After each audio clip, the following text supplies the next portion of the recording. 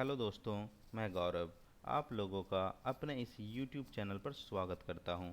मैं आज मेंस के आंसर राइटिंग प्रैक्टिस के लिए एक टॉपिक लेकर उपस्थित हुआ हूं। ये करंट से रिलेटेड टॉपिक है जो आने वाले परीक्षाओं जैसे यूपीएससी, बीपीएससी, जेपीएससी तथा सभी राज्यों के पीसीएस परीक्षाओं के पीटी तथा मेंस के लिए उपयोगी होगा। हमारा जो आज का टॉपिक है वह दो बच्चों की नीति से संबंधित है। तो आप लोग इस टॉपिक को एक दो बार ध्यान से देखें तो इस टॉपिक पर आप लोगों की काफ़ी अच्छी पकड़ हो जाएगी और आंसर लिखने में काफ़ी मदद मिलेगा। तो आज का जो टॉपिक है दो बच्चों की नीति, इसके बारे में हम लोग कुछ प्रमुख बिंदु जानेंगे। इसके पक्ष में क्या तर्क हैं, इसके विपक्ष में क्या तर्क हैं तथा जनसंख्या नियंत्रण के अन्य और क्या उपाय हो सकते हैं ये जानेंगे। तो आइए आज का टॉपिक हम लोग शुरू करते हैं। दो बच्चों की नीति। हाल ही में राज्यसभा के एक सदस्य द्वारा दो बच्चों की नीति से संबंधित एक निजी विधेयक या गैर सरकारी विधेयक सदन में प्रस्तुत किया गया।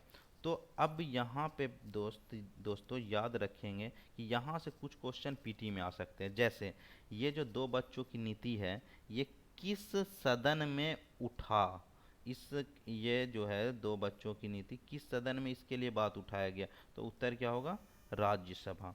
तथा दूसरा एक वर्ड यहाँ आ रहा है निजी विधेयक। यह निजी विधेयक है क्या, तो याद रखेंगे हम लोग कि निजी विधेयक को ही गैर सरकारी विधेयक के नाम से भी जाना जाता है।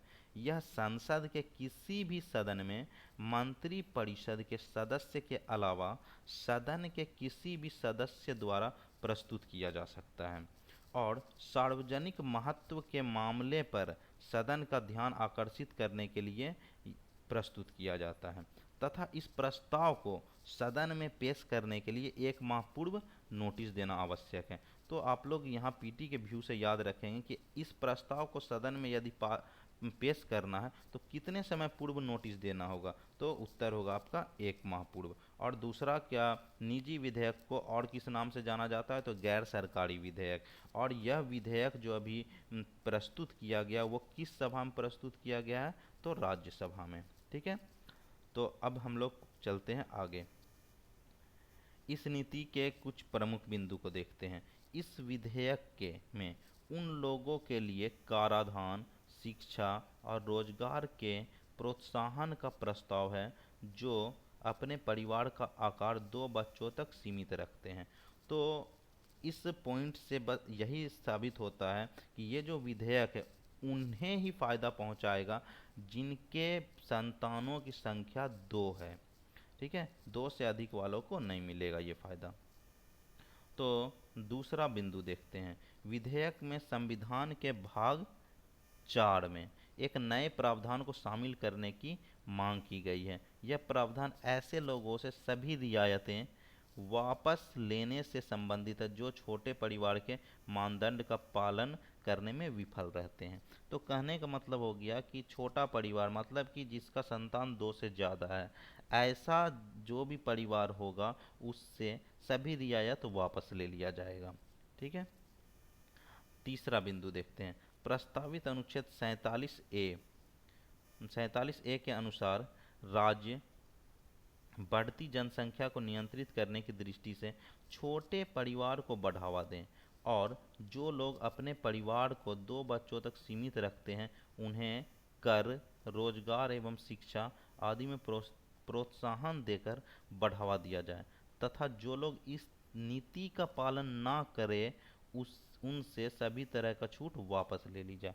तो कहने का मतलब हो गया कि जनसंख्या पर यदि नियंत्रण करना है तो सभी को छोटा परिवार को बढ़ावा देना पड़ेगा। और इसके लिए जो प्रस्ताव यहाँ पारित किया गया उससे साफ पता चलता है कि यदि जो भी छोटा परिवार मतलब कि दो संतान से ज़्यादा संतान जिनके हो जाते हैं उनसे जो भी उन्हें फ़ायदा मिल रहा है सरकार के द्वारा उनसे सभी फ़ायदा को वापस ले लिया जाएगा।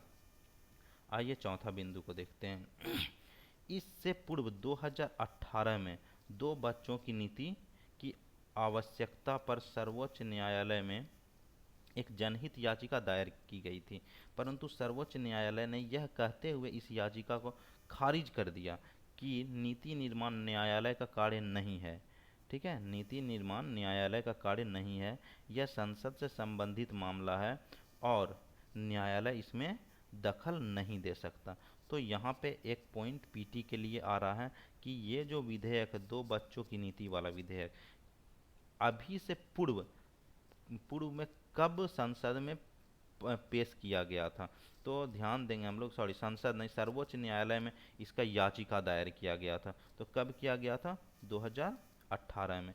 परंतु सर्वोच्च न्यायालय ने इस याचिका को खारिज कर दिया और उसने क्या कहा कि यह जो नीति निर्माण का कार्य है, यह न्यायालय का कार्य नहीं है, यह संसद से संबंधित मामला है और न्यायालय इसमें दखल नहीं दे सकता। तो ये चीज़ वहीं ख़त्म हो गया। फिर अभी जब इसके बात उठा तो इसके बारे में इसे पारित किया गया। ठीक है, तो अब देखते हैं नीति के पक्ष में कुछ तर्क। ठीक है, तो पहला तर्क ये रहा, जनसंख्या बढ़ने से बेरोजगारी, गरीबी, अशिक्षा, खराब स्वास्थ्य और प्रदूषण जैसी समस्याएं उत्पन्न होगी, इसलिए दो बच्चों की नीति इस दिशा में एक कारगर उपाय सिद्ध होगी। तो यहाँ जो बात है कि यदि दो बच्चा से अधिक बच्चा होने लगे तो जनसंख्या में वृद्धि तो होगी, और जब जनसंख्या में वृद्धि होगी तो बेरोजगारी आएगी, बेरोजगारी से गरीबी आएगी, अशिक्षा आएगा, स्वास्थ्य खराब होगा, प्रदूषण जैसी भी समस्या होगी। तो इसलिए इस नीति को कहा गया है कि यह नीति एक कारगर उपाय सिद्ध होगी जनसंख्या नियंत्रण में। ठीक है, तो दूसरा तर्क देखते हैं, वर्ष 2050 तक देश की शहरी आबादी दोगुनी हो जाएगी, जिसके चलते शहरी सुविधाओं में सुधार और सभी को आवास उपलब्ध कराने की चुनौती उत्पन्न होगी। साथ ही पर्यावरण को भी मद्देनज़र रखना जरूरी होगा। तो 2050 तक जब जनसंख्या जो है, हमारी आबादी दुगनी हो जाएगी, तो उस कंडीशन में सबको आवास तो उपलब्ध होगा नहीं, और जनसंख्या ज़्यादा होगा तो पर्यावरण को भी हानि पहुंचेगा ही। चलिए अगला पॉइंट देखते हैं, आय का असमान वितरण और लोगों के बीच बढ़ती असमानता अत्यधिक जनसंख्या के नकारात्मक परिणामों के रूप में सामने आएगी। ठीक है, तो जब अत्यधिक जनसंख्या होगा तो इसका नकारात्मक परिणाम भी कुछ ना कुछ आएगा, क्योंकि बहुत लोग बेरोजगार हो जाएंगे, उन्हें रोजी रोटी के लिए कुछ ना कुछ करना पड़ेगा। तो ऐसा नहीं है कि सभी लोग सही काम ही करेंगे, बहुत लोग पेट पालने के लिए उल्टा काम भी करेंगे, जिसे हम लोग नकारात्मक परिणाम बोलेंगे। ठीक है, तो अगला बात देखते हैं अब, जहाँ एक और जनसंख्या में निरंतर वृद्धि हो रही है, तो वहीं दूसरी ओर कृषि योग्य भूमि तथा खाद्य फसलों के उत्पादन में कमी हो रही है, जिससे लोगों के समक्ष खाद्यान्न का संकट उत्पन्न हो रहा है। तो कहने का मतलब ये हो गया कि जब जनसंख्या में वृद्धि हो रही है तो लोग रहने के लिए आवास ढूंढेंगे, और रहने के लिए आवास जब सब जगह खत्म हो जाएगा तो ये लोग जहाँ कृषि होता है उस भूमि का यूज़ करना स्टार्ट करेंगे, और उस कारण जो है खाद्य फसल का जो उत्पादन हो रहा है उसमें कमी हो जाएगा। ठीक है, तो इससे जो है खाद्यान्न का संकट भी उत्पन्न हो जाएगा। ठीक है, तो अब ये तो रहा हमारा पक्ष में तर्क। अब हम लोग देखते हैं नीति के विपक्ष में कुछ तर्क।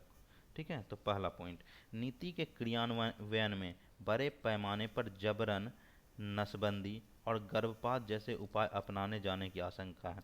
ठीक है, तो कहने का मतलब हो गया, यदि इस तरह का नीति को लाया जाता है तो लोगों को पता चलेगा कि अगर उसका परिवार छोटा नहीं है तो उसे सरकारी सुविधा से वंचित कर दिया जाएगा। तो इससे बचने के लिए लोग गर्भपात, जबरन नसबंदी जैसे उपाय अपनाने लगेंगे।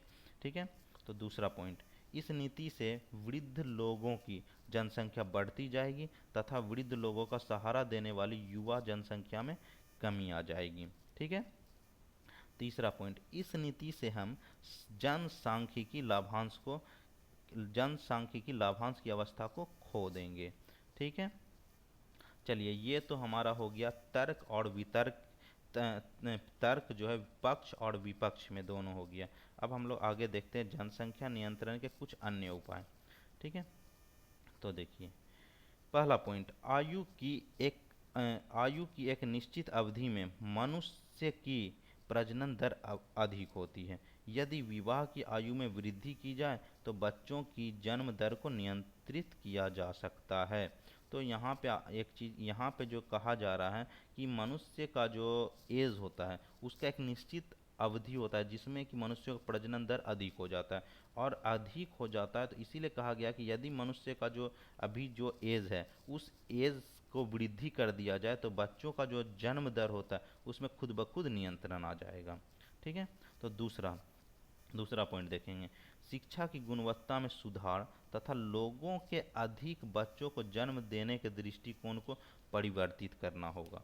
ठीक है। तो कहने का मतलब हो गया कि जब हम लोग शिक्षा का जो गुणवत्ता है हमारा उसमें सुधार लाना पड़ेगा, और और लोगों का जो अधिक बच्चों को जन्म देने का जो दृष्टिकोण है उसको भी हम लोग को परिवर्तित करना पड़ेगा। ठीक है। चलिए देखते हैं हम लोग तीसरा पॉइंट। भारतीय समाज में किसी भी दंपत्ति के लिए संतानों के प्राप्ति आवश्यक समझी जाती है। इसके बिना दंपत्ति को हे दृष्टि से देखा जाता है। यदि इस सोच में तो बदलाव किया जाता है तो यह जनसंख्या में कमी करने में सहायक होगी। तो हम लोग सभी लोग इस चीज़ से वाकिफ़ हैं कि हमारा जो समाज है, इस समाज में जिस दंपत्ति के संतान की प्राप्ति नहीं होती उसको लोग बहुत उल्टे पुल्टे बात बोलते हैं, उसे हेय दृष्टि से देखा जाता है। तो इसी सोच को यदि बदल दिया जाए तो जनसंख्या में कमी करने में ये भी चीज़ एक बहुत बड़ा सहायक होगा। ठीक है। चलिए तीसरा अगला पॉइंट देखते हैं। परिवार नियोजन से जुड़े परिवारों को आर्थिक प्रोत्साहन दिया जाना चाहिए तथा ऐसे परिवार जिन्होंने परिवार नियोजन को नहीं अपनाया है उन्हें विभिन्न कार्यक्रमों के माध्यम से परिवार नियोजन हेतु प्रेरित करना चाहिए। तो कहने का मतलब ये हो गया कि परिवार नियोजन से जो लोग पहले से जुड़े हुए हैं उसे आर्थिक प्रोत्साहन देना चाहिए, ताकि दूसरे लोग जो परिवार नियोजन में नहीं हैं वो लोग उसको देख के वो भी सोचे कि हम भी परिवार नियोजन को अपनाएं, और जो लोग परिवार नियोजन को नहीं अपनाए हैं उनको विभिन्न तरह के कार्यक्रम के माध्यम से परिवार नियोजन हेतु प्रेरित करें कि आप भी परिवार नियोजन करिए। और इन सभी पॉइंट जो अभी हम लोग देखें, इन सभी से हमें पता चलता है कि इन सभी पॉइंट के द्वारा हम कह सकते हैं कि जनसंख्या नियंत्रण के ये सब अन्य उपाय हैं। ठीक है। तो दोस्तों आज के लिए इतना ही। लेक्चर आप लोग को पसंद आया होगा उम्मीद करता हूँ। आप लोग इस वीडियो को लाइक करें, चैनल को सब्सक्राइब करें और शेयर करना ना भूलें, तथा बेल आइकन को दबा दें जिससे कि आपको लेटेस्ट अपडेट की सबसे पहले जिससे कि आपको लेटेस्ट अपडेट सबसे पहले पहुंच सके। थैंक्स।